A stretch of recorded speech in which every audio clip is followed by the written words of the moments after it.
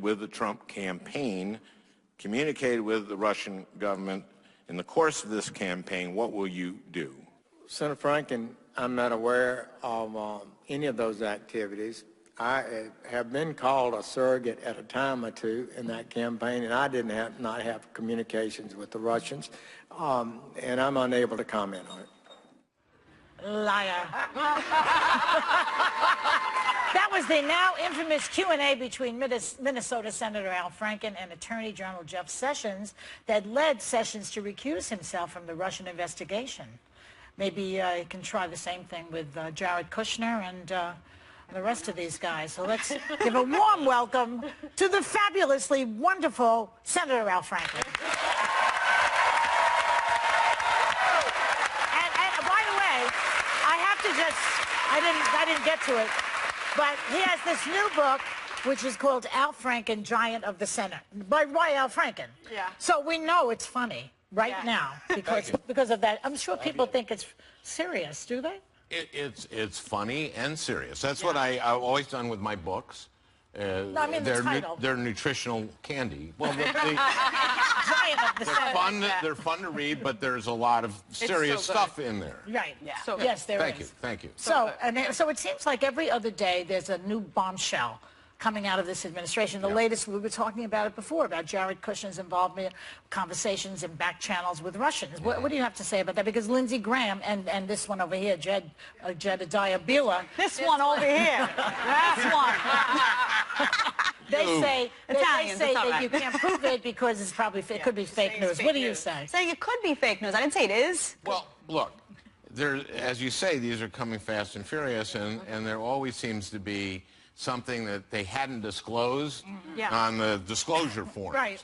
And this bunch is not acting like people who have nothing to hide. Exactly. You know what I mean? And sensing a transparency. And this was a meeting among several meetings that Jared Kushner had that he didn't disclose when he was legally supposed to disclose them. And who knows, we may get to a point where the question is asked, what did the president know and when did his son-in-law tell him? You know, and but we have a special prosecutor.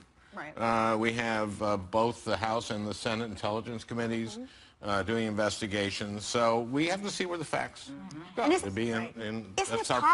Isn't it possible, though, that the Russians are just messing with us on outlets that they know we're monitoring and hoping that the media picks it up? Because I feel like they want to disrupt our democratic process, and I don't know, again, but I don't know if that means...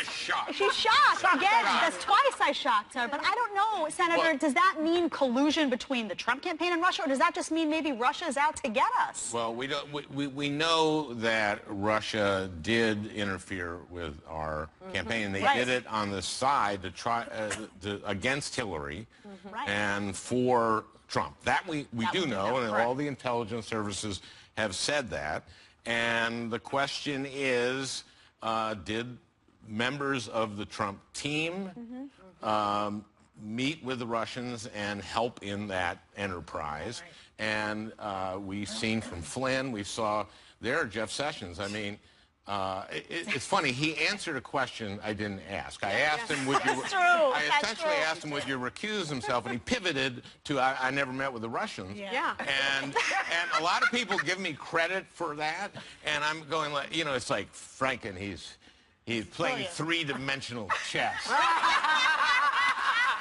And he's, you know... He's clearly 4 moves ahead of everyone else. And I'm going like, no. I asked him, would he recuse himself? And then, because he recused himself, then we had the Rosenstein appoint the special prosecutor, Mueller, who's great. And it's all because I was playing... Three-dimensional chess. Let's talk a little bit about this book, which there is one chapter in the book that has caused a lot of controversy. I don't know if you know about this, but there's a chapter about Ted Cruz that you wrote that is amazing. But in it, you call him an absolutely toxic coworker, singularly dishonest, and a sociopath. Some pretty strong language. And those are his good points. Those are the good points. What inspired you to devote a chapter to Ted Cruz? The chapter is really about how important it is to be a collegial senator. I've worked with a lot of Republicans to get stuff done, and I talk about that. You're friends with Sessions himself, are you not? Sessions and I were friends. That's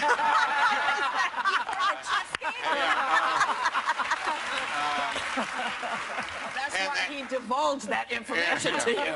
And or lied to me, or whatever you want to call divulging. Anyway, so his wife knit a blanket for my first grandson. Oh, wow. That's Yeah, great. and Cruz's wife didn't. Did not. We got, my grandson got 98 blue blankets. Really? And not Cruz, so that tells you next grandkid. You know he's fundraising off of this stuff, and now he's I know. responded. No, what he's saying this you're is obnoxious and insulting, and he's having his moment with this. I know. In the thing I say, the thing you should know about Ted Cruz is I probably like Ted Cruz more than most of my colleagues like Ted Cruz, and I hate Ted Cruz.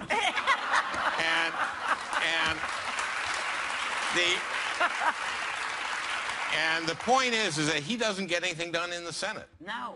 He does not get a thing done. In fact, he really got the government shut down at one point for no reason. And, you know, being in the Senate is you're like in a small town of 100 people. Yep. And if you're going to get anything done, you've got to not be the guy in the office who microwaves fish. You know what I mean? You can't. Good. You can't be that guy. That's good. So That's Ted Cruz. now he's going to He's the guy who fundraise microwaves over Al Franken said I microwave fish. That's good. Speaking of microwaving fish, we've been talking about you-know-who's trip overseas and the damage he seems to be doing with our allies in Europe. And what I don't even know what to say. Are they right to be concerned that they no longer have the U.S. as allies? Our European Well, you know friends? what is very disturbing to me, and you guys talked about it a little earlier, is climate change. Yes. And the Paris Accord, which is 100. I went to Paris for that, and 196 countries joined in, and everyone knows that this is happening. Yes. You know, I don't want my grandchildren, I have 3 now, in 50 years to say to me, Grandpa, you knew there was climate change, you were in the Senate, why didn't you do anything? And also, why are you still alive? And we can't breathe. I'll be 116 then. It could happen. Yeah. It could happen. It could happen. All this money. I say, kids, it's all. Yes, baby. Yeah. Well, it's all the money we put in NIH, in the Institutes of Health. So, Trump has grandchildren too. every other country knows this is happening. We know it's happening. Every scientist who has been peer reviewed on this is in agreement that the Earth is warming. We see water, the sea level rising. It does that for a reason. We have the ice caps melting. We also, when you heat up something, it expands. Yeah. And this is going to be, this is an existential threat to the planet. Yeah. And you know who knows this better than anybody? The Defense Department. Yeah. And they are preparing for this, and the United States Defense Department expends more energy than any other institution in the world because of the planes and the ships and the bases, et cetera. And they are leading on energy efficiency and on renewable energy. They stand up to the commander. Well, add one, maybe. you have. That was a burn. We have to go. All right. That's unfair to President Trump. Okay, I tried. President Trump has grandchildren also. It amazes me that he is not concerned about his grandchildren. What does that say about him? But we have to go. I love you so much. Thanks to Senator Al you all. Franken, his new book, Al Franken, Giant of